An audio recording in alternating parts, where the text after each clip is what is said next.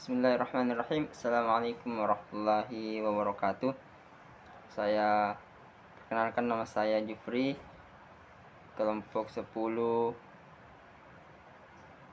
jurusan Bimbingan Konseling dan Pendidikan Islam, akan menjelaskan beberapa hal terkait teori Gestalt. Seperti kita ketahui bahwa teori Gestalt ini adalah salah satu teori eksistensial yang bekerja atas prinsip kesadaran bahwa manusia bisa menanggung tanggung jawab atau mampu menangani sendiri masalah hidupnya secara efektif. Nah, tugas utama terapi Gestalt ini adalah membuat klien agar menyadari keberadaannya secara penuh, sehingga mungkin klien bisa menentukan penafsirannya sendiri, menciptakan makna pernyataannya sendiri, dan menemukan maknanya sendiri. Atau dengan kata lain, teori Gestalt ini adalah teori yang sedapat mungkin klien bisa melakukan terapi atau menyelenggarakan terapi sendiri. Nah, adapun pandangan terapi Gestalt tentang sifat manusia adalah bahwa manusia memiliki kesanggupan memikul tanggung jawab pribadi dan hidup sepenuhnya sebagai pribadi yang terpadu. Kemudian tujuan utama terapi Gestalt adalah pencapaian kesadaran. Tanpa kesadaran, klien tidak memiliki alat untuk mengubah kepribadiannya. Dan dengan kesadaran, klien mampu menerima dan menyadari serta menyelesaikan masalah yang dihadapi. Nah, pada kesempatan ini kami akan mempraktikkan salah satu teknik dari terapi Gestalt ini, yaitu teknik melebih-lebihkan. Bagaimana apa keluhan Anda sehingga Anda datang ke tempat praktik saya di Jalan Pes Madinah? Jadi saya di sini menyediakan praktek konseling kepada klien yang bermasalah. Jadi saya minta kepada Anda menceritakan masalahnya terlebih dahulu. Jadi saya datang ke tempat Anda di sini. Saya ingin bercerita tentang masa lalu saya. Saya pernah mengalami suatu trauma yang berkenaan dengan urusan perasaan. Saya pernah memiliki hubungan dengan seorang perempuan, tetapi dalam menjalin hubungan itu saya mengalami suatu trauma yang sangat dalam, yaitu ada salah satu teknik dari terapi itu teknik melebih-lebihkan. Jadi saya meminta kepada klien untuk menceritakan pengalaman ini atau masalah ini dengan gairah yang besar atau dengan ekspresi bahasa tubuh yang istilahnya berlebih-lebihan. Ya, kira bisa.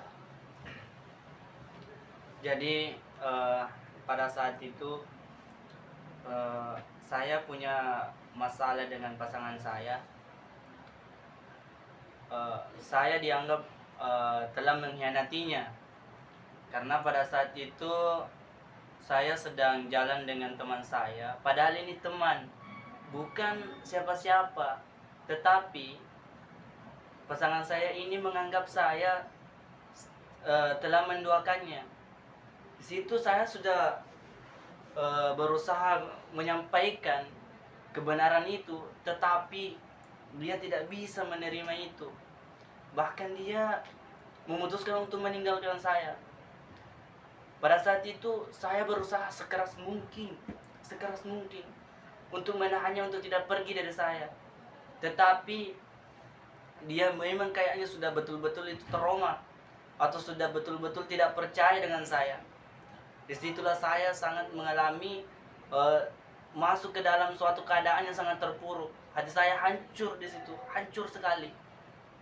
Saya merasa bahwa saya sudah tidak mempunyai pegangan hidup. Saya ingin mengakhiri hidup saya waktu itu karena saya sudah tidak mempunyai motivasi. Apakah saya ini sudah apakah ini saya masih pantas untuk hidup atau tidak setelah kehilangan dia? Saya sungguh sudah tidak dapat berpikir dengan jernih. Saya coba berkali-kali. Saya coba untuk meminta dia untuk kembali kepada saya, tetapi dia sudah tidak mau balas chat saya, sudah tidak mau mengangkat telepon saya, bahkan dia memutuskan kontak dengan saya. Jadi saya sangat terpukul pada saat itu. Saya tidak tahu saya harus bagaimana lagi. Iya, mungkin begitu. Ya, terima kasih telah menjelaskan.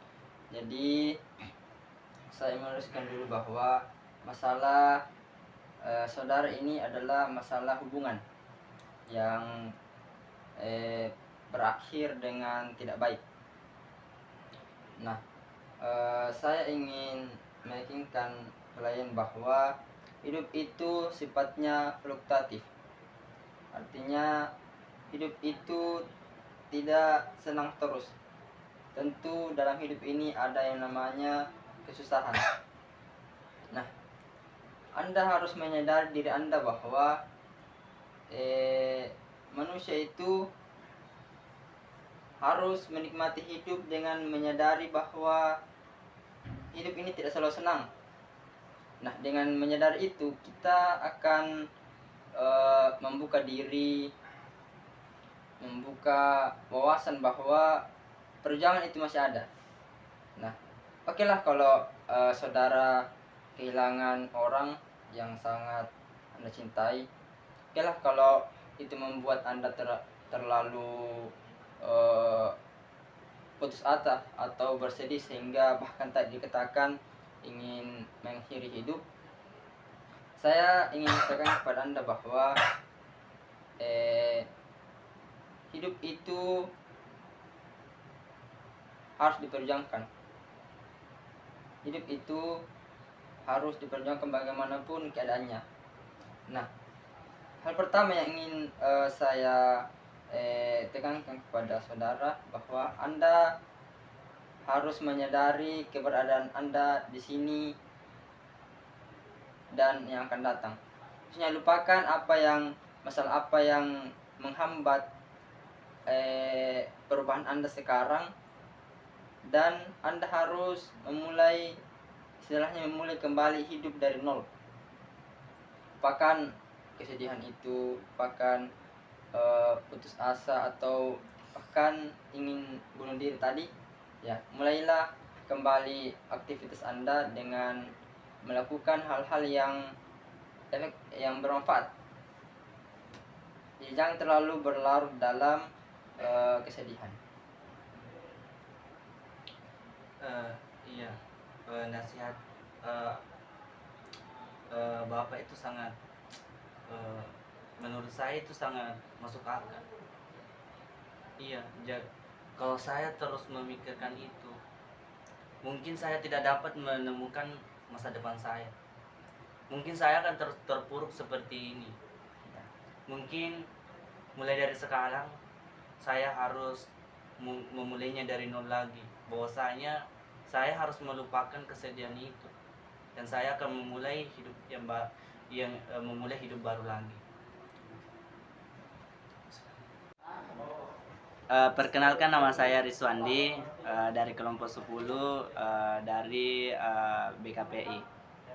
Itulah tadi praktik dari salah satu teknik konseling terapi Gestalt, yaitu teknik melebih-lebihkan. Semoga tadi video yang kami sempat sampaikan bermanfaat, dan saya ucapkan terima kasih. Akhir kata, wassalamualaikum warahmatullahi wabarakatuh.